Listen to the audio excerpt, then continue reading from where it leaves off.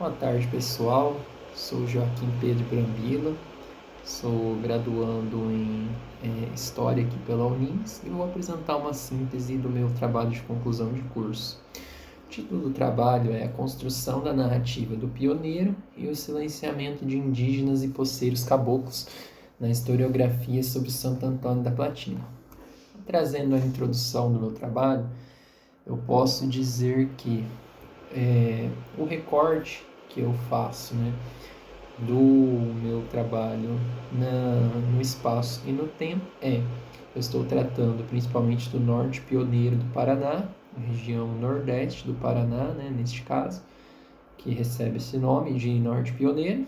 e estou tratando da segunda metade do século XIX até as primeiras décadas do século XX, certo? E tratando especialmente do meu município, que é de Santo Antônio da Platina. Vou trabalhar bastante com essa questão do pioneiro, que já aparece no próprio nome, da região, Norte Pioneiro. Essa questão do pioneirismo, que é muitas vezes romantizada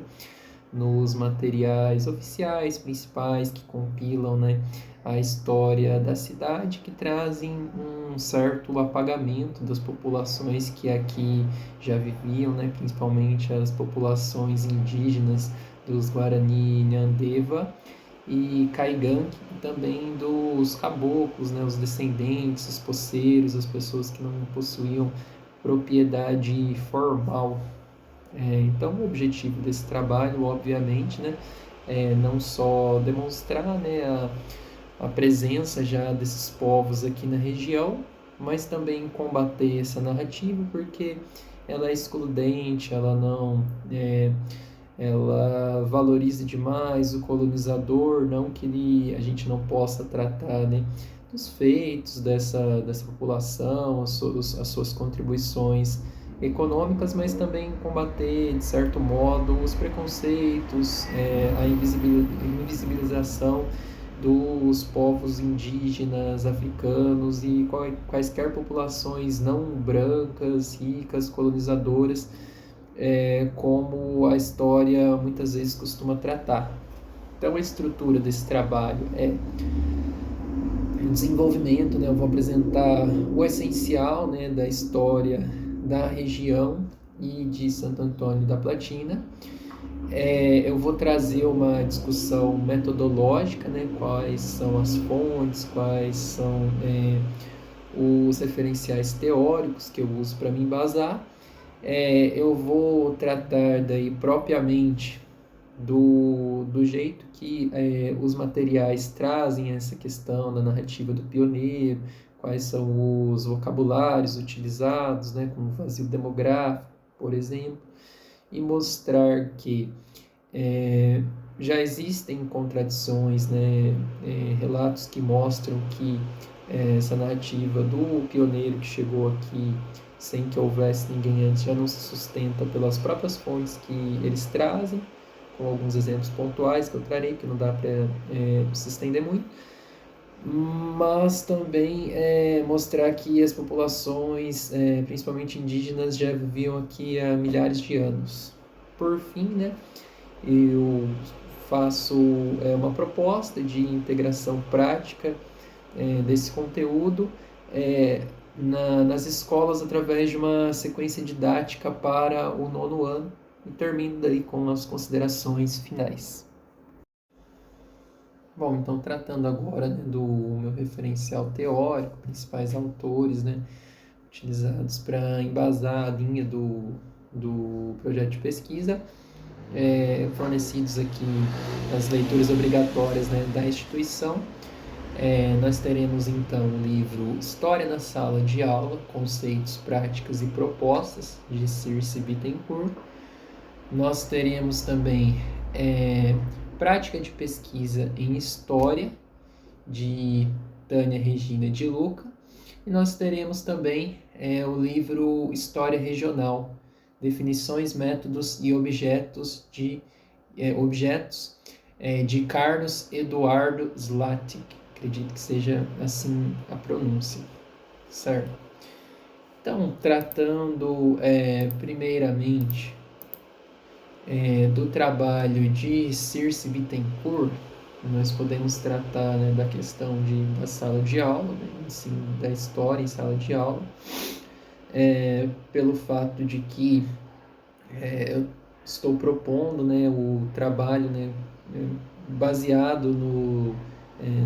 meu objeto de pesquisa com o nono ano do ensino fundamental 2.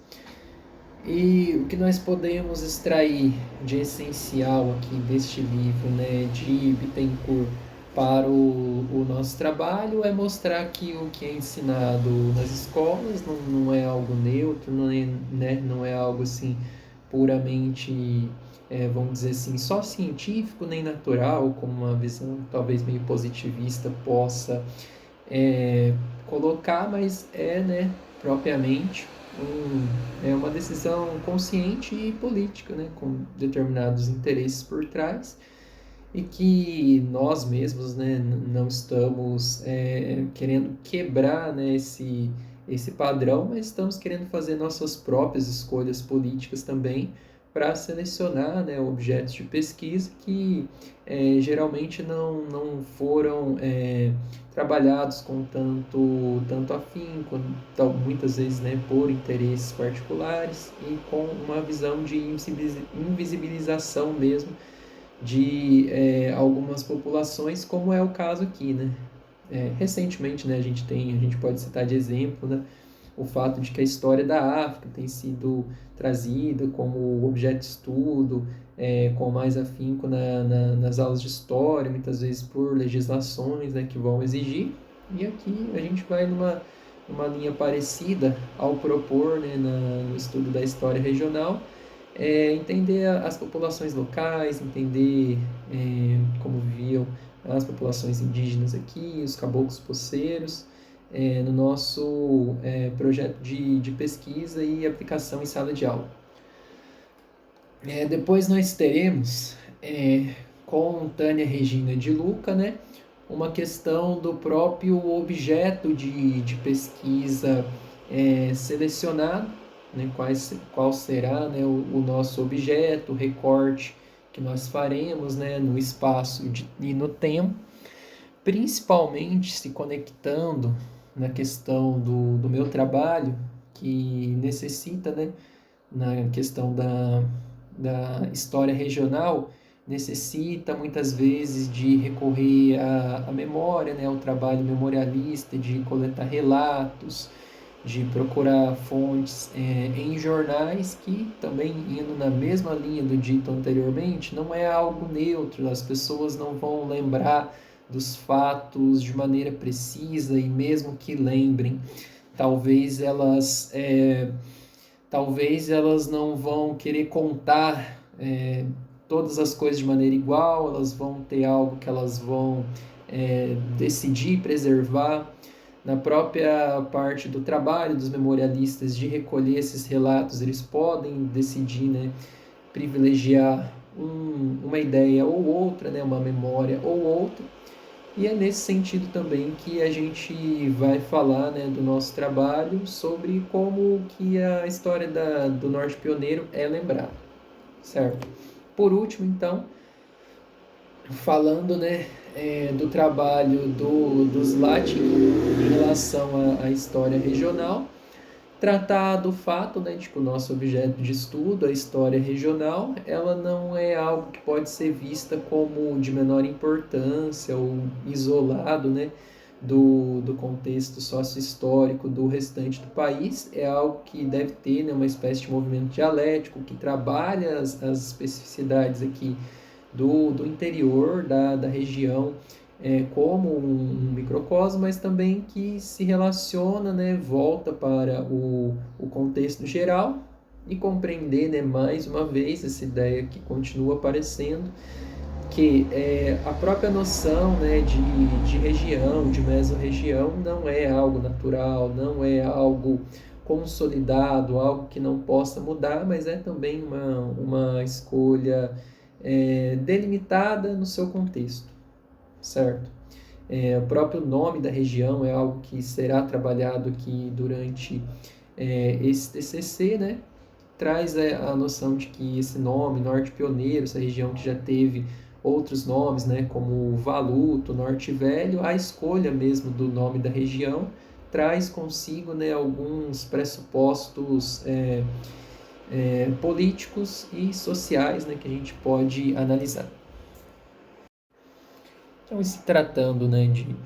de metodologia, esse é um trabalho, né, essencialmente qualitativo, não é quantitativo, não houve uma pesquisa de campo que eu tenha feito nem nada do tipo, mas é uma análise, né, principalmente calcado, baseado em outros autores, né, que já trabalharam o tema, né, faço uma espécie de síntese aqui, da historiografia oficial, das fontes documentais, da análise da memória, né, dos memorialistas, certo? E analisar, né, buscar onde há esse reforço da narrativa do pioneiro e do suposto vazio demográfico que ele encontrou, conflitando, né, com as pesquisas mais recentes, que também têm achados, né, trazendo o quão prevalente já são as populações indígenas aqui no local, mas também revelar muitas vezes contradições internas, mostrar fontes e relatos que mostram que houve sim aqui contatos,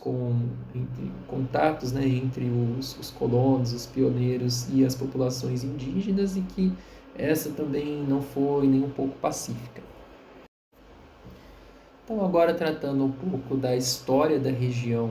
propriamente dita, né?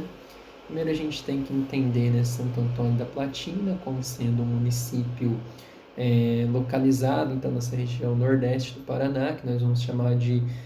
Norte Pioneiro, que é apresentada, né, como uma das primeiras áreas de ocupação sistemática do processo de expansão territorial do Paraná que ocorreu no século XIX. E essa própria ideia, né, de pioneiro já carrega um sentido positivo, geralmente, né, de ser o primeiro, ser o que iniciou, ser o que fundou, ser o que, entre aspas, descobriu, né? Um ponto essencial é que antes mesmo, né, da chegada desses colonizadores, que eles vieram, né, principalmente de São Paulo, de Minas Gerais, essa região já era habitada, né, por diferentes povos indígenas, principalmente os Caingangue e os Guarani Nandeva. Além disso, né, tem estudos arqueológicos e etnológicos que indicam que a presença humana aqui nessa região é muito anterior ao século XIX, né? Aqui, principalmente na bacia do Rio Cinzas, né, onde se insere essa microrregião. Então, quando aparece, né, essa narrativa de uma espécie de terra virgem ou sertão deserto, essa realidade está simplesmente ignorando já o estabelecimento dessas populações. A partir do fim, né, do século XVIII,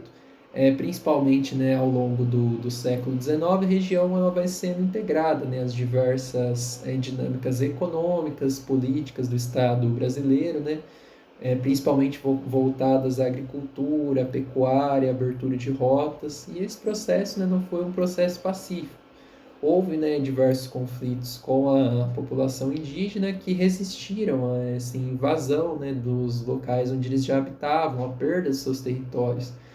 Essa resistência, né, mostra que não foi uma coisa de simplesmente chegar e fundar, mas um processo de disputa, uma disputa territorial violenta que fica minimizada nas narrativas tradicionais, né? E além desses povos indígenas, a região também já era habitada por populações caboclas, grupos que habitavam essa região, mas sem uma espécie de posse oficial, uma espécie de propriedade, né, oficial de terras propriamente dita. A partir da Lei de Terras, né, de 1850, conforme esses colonos pioneiros foram tendo as suas propriedades daí validadas pelo Estado através da compra, né, com dinheiro, que não era possível muitas vezes pelos caboclos, poceiros que ali já habitavam. Essas populações foram perdendo, né, suas posses, foram perdendo o seu local de vida e foram até meio que sendo, digamos assim, apagadas da história, né, pelo menos da historiografia oficial. Aí já no início do século XX, essa ocupação, né, ela se intensifica principalmente pela expansão do café, que vai, né, transformar toda a paisagem aqui da região, da sociedade, vai trazer um grande crescimento urbano, uma consolidação de centros regionais. E Santo Antônio da Platina acaba sendo uma formação desses núcleos urbanos nesse contexto, por enquanto ainda integrada, né, como um distrito da cidade de Jacarezinho, que anteriormente era chamada de Nova Alcântara, e ela vai ter a sua emancipação política em 1914, que marca, né, a consolidação do município. E a ferrovia que chega, né, ao distrito que hoje nós conhecemos como Platina, chega, né, no ano de 1920, vai servir para ampliar, né, o escoamento da produção de café, né, e de outros insumos também, mas vai gerar então essa integração econômica regional, certo? Hoje em dia, né, essa ferrovia já não é mais utilizada, é só um ponto turístico aqui. Então, quando eu falo, né, dessa ideia, né, de história regional, posso colocar, inserir Santo Antônio da Platina dentro de um processo mais amplo que já ocorria, processo econômico, social que já ocorria no norte pioneiro do Paraná. Então, aqui partindo para a tese mesmo do trabalho, a parte dos achados, na análise das fontes apresentadas, claro, né, não trazendo nada que seja propriamente sim, uma descoberta da roda, mas só, né, baseando-se no trabalho dos autores que já se debruçaram sobre esse tema. Eu começo destacando o trabalho do Aloysio Alfredo Karsten, de 2012, que provou, né, de maneira mais empírica algo que já era muito investigado, algo que já havia diversas indícios, evidências, de que as populações, em especial os povos Caingangue, Guarani e Nandeva, já habitavam essa região, principalmente próximos, né, ali, com populações localizadas em torno da bacia do Rio Cinzas, que cruza, né, o município também de Santo Antônio da Platina. Essas populações, elas têm relatos, né, através de estudos arqueológicos e etnohistóricos, de uma habitação contínua que chega a traçar até cerca de 9.000 anos atrás, né? Mostrando não só que essa narrativa de pioneirismo, de terras descobertas, de primeiros, vamos dizer assim, descobrir esse local e conseguir identificá-lo, habitá-lo, é algo falso, né? Desmonta a narrativa do vazio demográfico de forma um pouco mais empírica. E com destaque em seguida para o trabalho de César Laranjo Crespo, né, de 94, na sua obra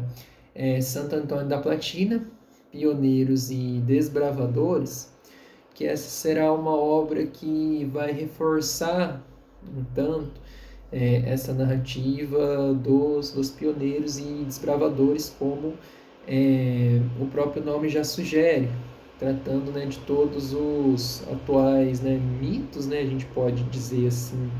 atualmente, de vazio demográfico, de ausência de conflitos, né, vai ser uma obra que reforça um pouco essa noção. É uma obra que ela tem uma metodologia bastante memorialista, ela vai se basear em relatos, principalmente, né, das famílias brancas, ricas, que são consideradas pioneiras, Mas o interessante é que nos próprios relatos delas apresenta uma certa contradição, porque um relato em particular que convém chamar a atenção é o relato da família Costa, que chega, né, de fartura para a cidade, na região, né, que hoje é Santo Antônio da Platina, liderado então por Joaquim da Costa Lemes, e sua mulher Ana Maria Luísa e a sua filha Maria. Então eles chegam na região com terras adquiridas, né, pelo governo imperial, e eles se estabelecem na atual fazenda Santa Joana. Derrubaram a mata, né, passaram a colonizar esse local. A família relata que no começo os índios não se incomodavam, mas conforme, né, houve uma espécie ali de expansão territorial, passou a surgir conflitos. E essa família, né, tinha um ex-escravizado que era ali de confiança, trabalhava para a família, chamado João Francisco, né, que morava, obviamente, com a família. E tem relatos de ele tentando fazer uma espécie de negociação com os indígenas, segundo a família, mas era conhecido por ser um homem muito bravo, violento, de acordo com o próprio relato. E ele acaba, né, muitas vezes entrando em conflito com essas tribos, com a ajuda, né, de outras famílias que chegaram depois, trazendo então relatos de caçadas a índios que ocorriam sempre à noite e que muitas vezes o espólio, por assim dizer, desses conflitos eram orelhas dos indígenas mortos, que eram cortadas e colocadas num canudo de taquara, como uma espécie de troféu, ou de uma certa intimidação, né, para ser colocada para as populações locais, né, uma espécie de demonstração de força. Então esse relato ele é interessante porque ele mostra que, mesmo em livros que vendem essa narrativa de esse contato pacífico, quando há ou muitas vezes nem há o contato, é algo que é desmentido pelas próprias famílias que têm o interesse nesse relato, né, pela justificativa, né, pela justificativa dos seus bens, das suas posses e da seu status como desbravadores, né, seu status de elite. Certo, então os autores mais recentes, contemporâneos, que vão tratar desse tema, como o Matheus Torelli Fidelis, eles sugerem que a terminologia utilizada deve ser modificada em relação à ocupação, né, desse território do Norte Pioneiro, que deveria ser tratado então muito mais como uma reocupação, né? Discute então uma mudança de vocabulário, de terminologia, de colonização ou ocupação para reocupação, né? Reforçando essa ideia de que os territórios já eram ocupados, mas que houve assim uma ocupação por outras populações e com objetivos, no caso aqui, diferentes, né? Um objetivo de estabelecimento de colônias para desenvolvimento, para exploração econômica e obtenção de lucro, que era um tanto diverso, né? Do modo de vida dos nativos e caboclos poceiros. Bom, estando explicada então a questão central, né, aqui do nosso trabalho de conclusão de curso, resta-nos agora saber aplicar isso para os alunos, né, aplicar isso em sala de aula. Como que isso poderia ser trazido, ser trabalhado com os estudantes. Então, a minha proposta elaborada aqui no trabalho de conclusão de curso é um produto, né, uma sequência didática investigativa no formato de uma espécie de dossiê histórico. Essa sequência didática ela foi pensada para o 9º ano, né, do Ensino Fundamental 2, E eu escolho o nono ano principalmente, né, porque a BNCC, a Base Nacional, né, Curricular, vai trazer então uma habilidade central relacionada justamente, né, à compreensão de narrativas históricas, como que elas são construídas, quem são, né, os diferentes sujeitos que participam, né, desse processo. Então, o objetivo principal, né, é problematizar essa narrativa tradicional, né, que se encontra sobre a história do município de Santo Antônio da Platina e deixar que os alunos pensem, né, sobre essas questões que são apresentadas nesse trabalho aqui, se eles chegam às mesmas conclusões, o que eles conseguem pensar a respeito disso, certo? Se eles concordam, se eles discordam, o que eles podem dizer a respeito dessas fontes e nisso compreender um pouco mais, né? A história local através de um debate, né, que possivelmente vai ser interessante para eles e para que, né, os alunos, né, principalmente os que se identifiquem talvez, né, não se vejam ali na posição privilegiada, representados, né, na figura dos pioneiros, para que eles possam, né, se ver como agentes históricos, né, agentes que participam, né, da construção dessa região, que estiveram aqui há muito tempo, né. Então, o que eu proponho é iniciar com uma espécie de dossiê apresentado, né, pelo professor, que se baseará, né, nos achados, nas fontes, nos materiais principais apresentados aqui, como a obra de Crespo. Pode ser trazida, né, o livro, os relatos para os alunos. O professor faria então um apanhado inicial que demonstraria, né, essa questão da colonização ou da reocupação aqui dessa região. Traria, né, principalmente apanhados de contradições históricas. Então, por exemplo, trazer esse relato para os alunos para que eles pudessem ver essa questão da história, né, da família Lemes, por exemplo. E em seguida fazer perguntas, então, ó, quem que aparece como protagonista dessa história? O que é essa história aí de vazio demográfico que as fontes, que os livros parecem apresentar? Quais grupos são excluídos? Quais grupos não aparecem? O que mudou, né, de uma fonte para outra, talvez das fontes mais antigas para as mais recentes? Você acha que há aqui uma contradição no discurso apresentado, no discurso, né, do vazio demográfico, no discurso da ausência de conflitos? E como que os caboclos, os indígenas, os afrodescendentes aparecem nessa história? Então eles teriam, né, que fazer uma pesquisa, refletir sobre isso e seriam incentivados, né, a procurar suas próprias fontes. Então nisso eles poderiam, né, procurar bibliotecas, poderiam procurar registros, né, oficiais, né, em órgãos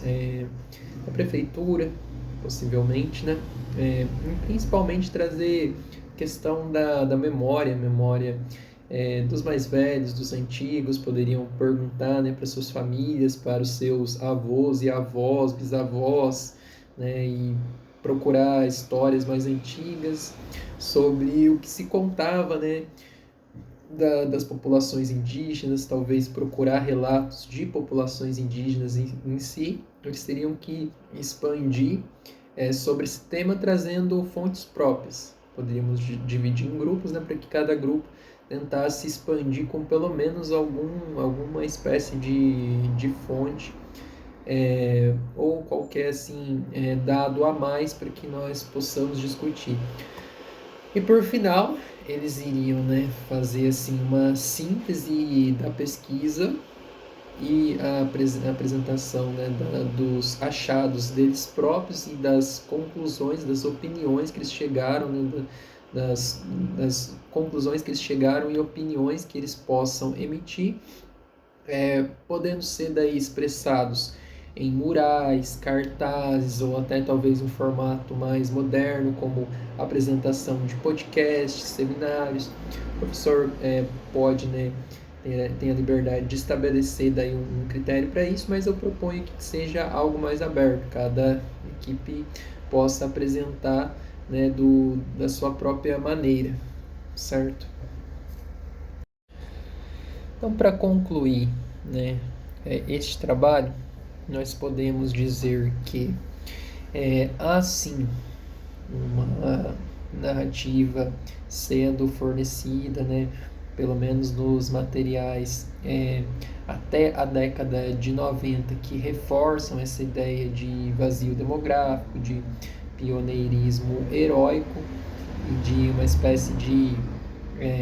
chegada de civilização, né, para este local, que é desmentida por trabalhos mais recentes que demonstram que a ocupação é antiga e ela é contínua, além de relatos que constam nas próprias fontes dos memorialistas que indicam que havia conhecimento, né, dos pioneiros sobre a ocupação, né, dos indígenas, e houve conflito, né, disputas por esses territórios que foram sim bastante violentos, bastante violentos. Isso pode ser apresentado, né, em sala de aula para que os alunos reflitam sobre isso e se vejam, né, como autores, se vejam como protagonistas da história. E a gente pode, né, sugerir então, né, a mudança, né, baseada nas evidências de que o norte pioneiro pôde que o norte pioneiro trata-se então muito mais de um processo de reocupação do que de ocupação ou colonização propriamente dita, né? A gente pode dizer então também que essa narrativa, né, ela é só mais um ponto de vista historicamente concluído. A gente não precisa, né, obviamente, descartar, né, os relatos, claro, né, que trazem sim parte da história, mas entender que isso é só parte, né, a visão dos colonizadores é só uma parte da história, que não é nem melhor, né, nem pior, tem seus erros, seus acertos, depender de quem analisa, mas nós devemos também, né, trazer todos os pontos de vistas possíveis, né, e podemos ter um olhar crítico em relação à nossa própria história, né, sem que isso seja visto como uma espécie de desmerecimento, né, nem de quem chegou aqui no local e que tem suas próprias narrativas, e nem, vamos dizer assim, como se fosse rebaixar a história da região. Muito importante, né, trazer também isso em sala de aula para que os alunos possam pensar, né, mais sobre esse tema. É esse então meu trabalho. Espero que possa ter ficado claro, né, os dados trazidos e as conclusões que nós pudermos chegar.